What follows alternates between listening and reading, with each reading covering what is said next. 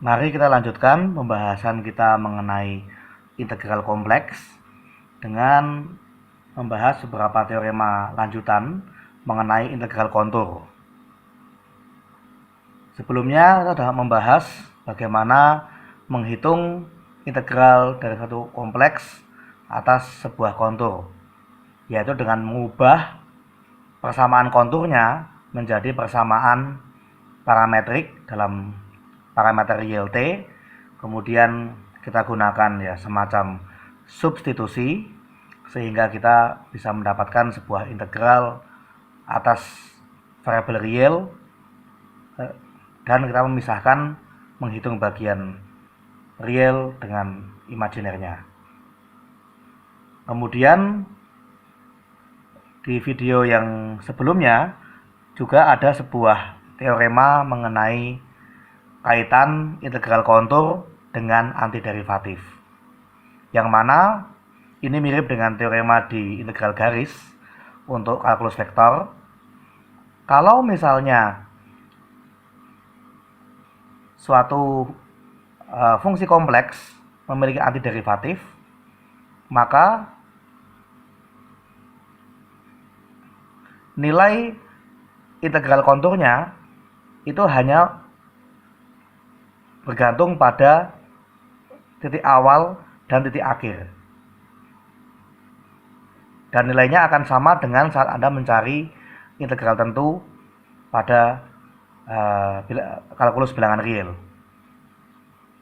Nah, kemudian lebih lanjut lagi, kalau f memiliki antiderivatif, maka semua integral atas kontur tertutup sederhana akan bernilai 0. Nah, kali ini kita akan mengkaji case yang lain yang disebut sebagai teorema Cauchy. Jadi di sini mula-mula diberikan suatu kontur tertutup sederhana C dengan arah positif. Arah positif berarti melawan arah jarum jam. Nah, di sini fungsi f tidak disyaratkan memiliki antiderivatif, melainkan fungsi f analitik atau memiliki turunan.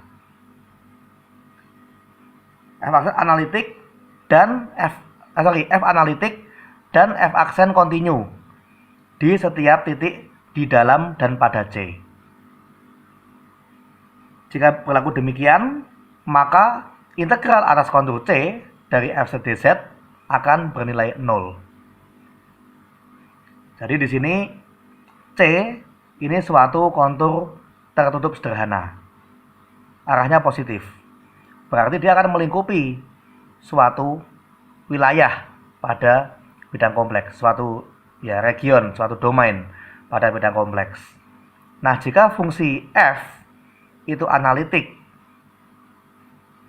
di dalam dan pada C, artinya pada region tersebut, dan juga turunannya kontinu di situ, maka nilai integral atas kontur C akan bernilai 0.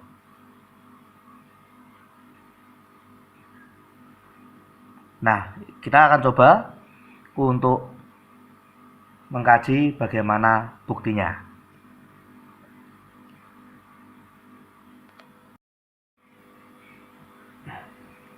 Oke, untuk buktinya kita misalkan kontur C memiliki persamaan parametrik Z sama dengan ZT sama dengan XT ditambah I kali YT. Ya, di mana T-nya katakanlah dari A sampai B. Di sini kalau kita cari turunannya terhadap T, kita akan dapatkan bahwa turunan dari Z terhadap T ini akan sama dengan menurunkan masing-masing komponennya. Yang real menjadi dx per dt, yang imajiner menjadi dy per dt.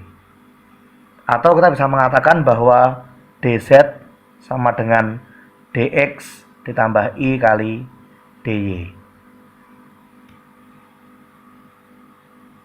Nah, di sisi lain, setiap fungsi kompleks bisa kita pisahkan ke dalam komponen real dan komponen imajiner.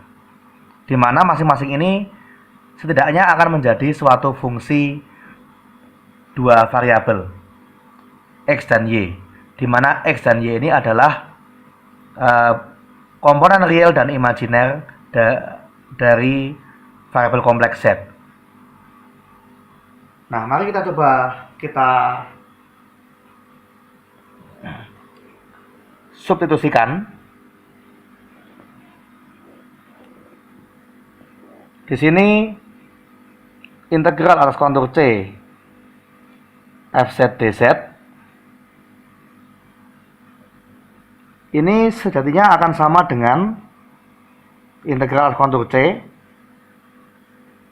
kalau kita pandang sebagai ya suatu kontur di dimensi 2. Ini menjadi fz menjadi u ditambah i dikali v, dz menjadi dx ditambah i dikali dy.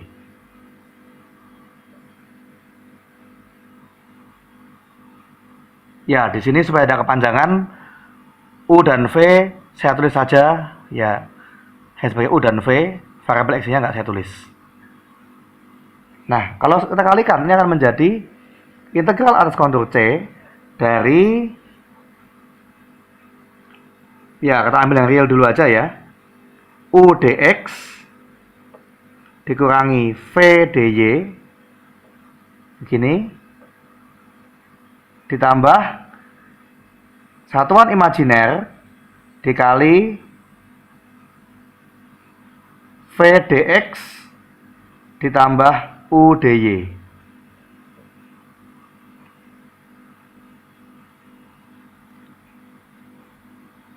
Ya, jadi kita di sini mula-mula kita memisahkan dulu suatu integral atas kontur C dari fungsi kompleks, kita pisahkan ya ke dalam bagian real dan imajinernya. Yang bagian real menjadi integral atas kontur C dari u dx min v dy, dan yang imajinernya menjadi integral atas kontur C dari v dx tambah u dy. Dan tentu saja di sini ini sebenarnya sudah menjadi integral garis ya. Karena kita sudah melihat ini menjadi fungsi dua variabel dan juga ada diferensial x, diferensial y di sini. Nah, apakah ini menjadi suatu bentuk yang mungkin cukup familiar? Apabila Anda sudah mempelajari kalkulus vektor, mungkin Anda sudah beberapa kali menjumpai integral garis dari sesuatu kali dx dikurangi sesuatu kali dy atau semacamnya ya. Nah, di sini karena ini sudah menjadi integral garis di R2, saya bisa menerapkan teorema-teorema yang ada di kalkulus vektor.